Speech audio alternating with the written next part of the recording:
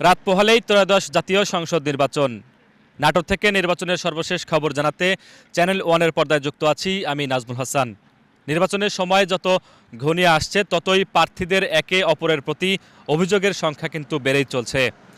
আজ বুধবার রাত আনুমানিক ৯টার সময় নাটোর শহরের মাদ্রাসা মোড়ে জামাতের নাটোর ২ আসনের জামাতের যে কেন্দ্রীয় নির্বাচনী অফিস ছিল সেই অফিসে জামাতের যিনি প্রার্থী রয়েছেন এবং নির্বাচন পরিচালনা কমিটির যারা সংশ্লিষ্ট আছেন তারা কিন্তু একটি সংবাদ সম্মেলন করেছে।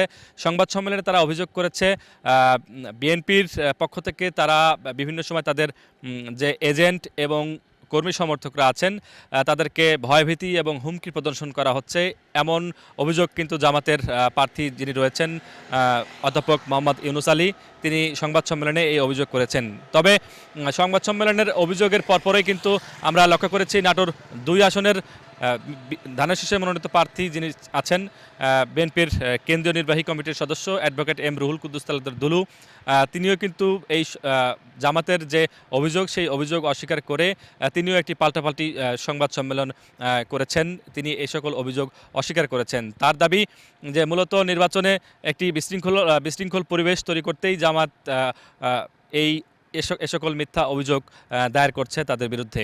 এদিকে নাটোর ১ আসন লালপুর বাগাতিপাড়ায় ধানের শীষের যিনি প্রার্থী রয়েছেন ব্যারিস্টার ফারজানা শারমিন পুতুল, তিনি কিন্তু অভিযোগ করেছেন কিছুক্ষণ আগেই তিনিও সংবাদকর্মীদেরকে জানিয়েছেন এবং একটি ভিডিও পাঠিয়েছেন যে তার বিপরীতে স্বতন্ত্র প্রার্থী যিনি আছেন তাইফুল ইসলাম টিপুর সমর্থকরা টাকা এবং বিভিন্ন ধরনের উপঢৌকন অর্থাৎ যে চানাচুর বিস্কিট খাবার সেগুলো নিয়ে বাড়ি বাড়ি যাচ্ছেন, ভোটারদের ভোট কেনার চেষ্টা করছেন, এমনটাই কিন্তু ব্যারিস্টার ফারজানা শারমিন পুতুল অভিযোগ করেছেন। তবে তাইফুল ইসলাম টিপুর সাথে আমরা কথা বলেছি, তিনি দাবি করেছেন এই অভিযোগের কোনো সত্যতা নেই। তার কর্মী সমর্থকরা এ সকল কর্মকাণ্ডে কিন্তু এখন পর্যন্ত জড়াননি বলে তিনি দাবি করেছেন।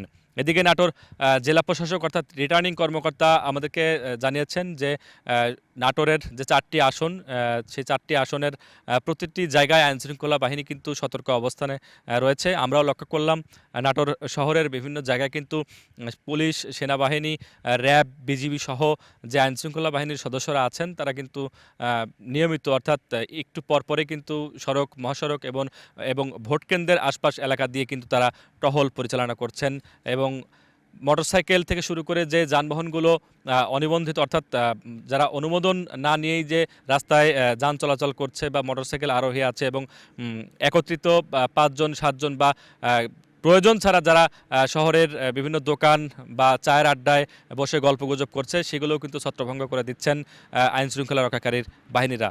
এই ছিল নাটোর থেকে সর্বশেষ। Nazmul Hasan, one news, Natore.